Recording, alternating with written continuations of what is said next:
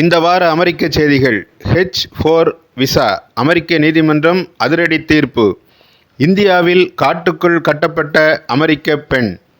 பள்ளத்தாக்கில் விழுந்த இந்திய இளைஞர் உடல் மீட்பு. H-4 விசா அமெரிக்க நீதிமன்றம் அதிரடி தீர்ப்பு. அமெரிக்க ஐக்கிய நாடுகளில் வெளிநாட்டைச் சேர்ந்த தொழில்நுட்ப வல்லுநர்களின் மனைவி அல்லது கணவர் பணியாற்ற தடை இல்லை என்று கொலம்பியா மாவட்ட மேல்முறையீட்டு நீதிமன்றம் தீர்ப்பளித்துள்ளது.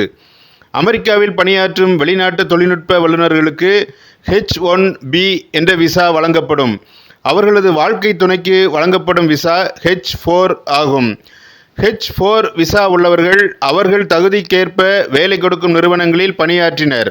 வெளிநாட்டில் இருந்து வருகிறவர்கள் அமெரிக்கர்களின் பணி வாய்ப்பை பறிப்பதாக அமெரிக்காவில் பிறந்த தொழில்நுட்ப வல்லுநர்கள் சார்பாக சேவ் ஜாப்ஸ் USA என்ற அமைப்பு 2015ஆம் ஆண்டு வழக்கு தொடர்ந்திருந்தது.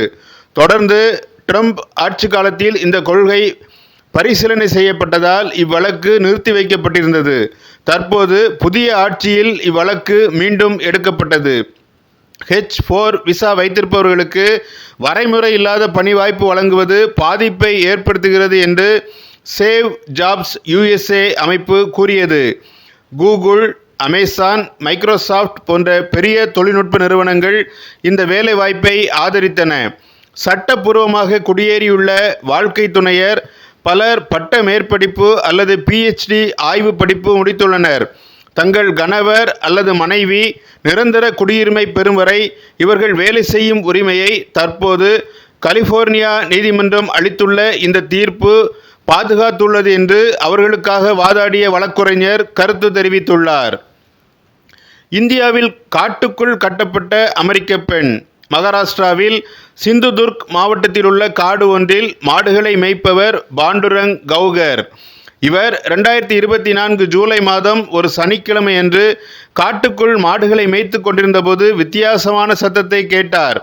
சத்தம் வந்த இடத்திற்கு சென்றபோது ஒரு பெண் ஒரு காலில் சங்கிலியால் கட்டப்பட்டிருப்பதை கண்டார்.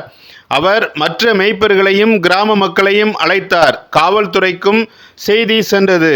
காவல்துறையினர் வந்து பார்த்தபோது அந்த பெண்ணின் அமெரிக்க பாஸ்போர்ட், இந்திய அடையாள அட்டையான ஆதார், மொபைல் போன் மற்றும் இந்திய பணம் 31,000 ரூபாய் இருப்பதை கண்டுபிடித்தனர்.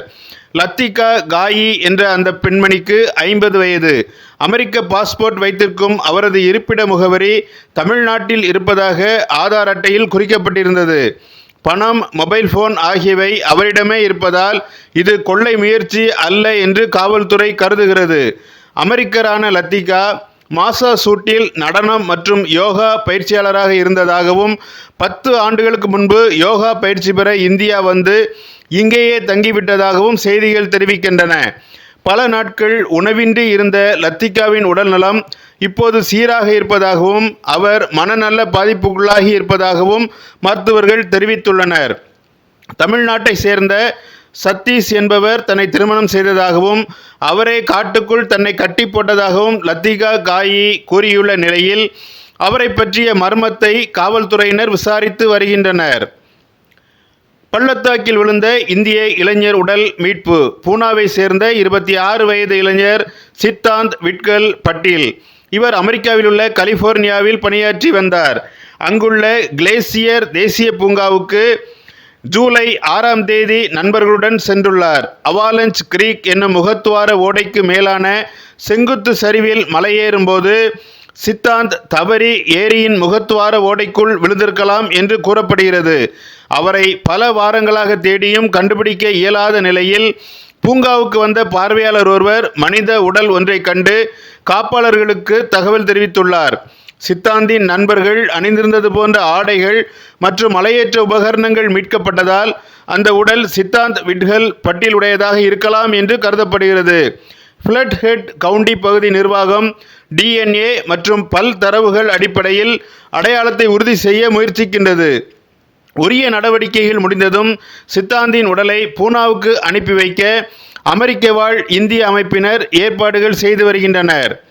இதுபோன்ற விரிவான செய்தி தொகுப்புகளை தவறவிடாதிருக்க தமிழ் பூமர் சேனலை சப்ஸ்கிரைப் பண்ணுங்க.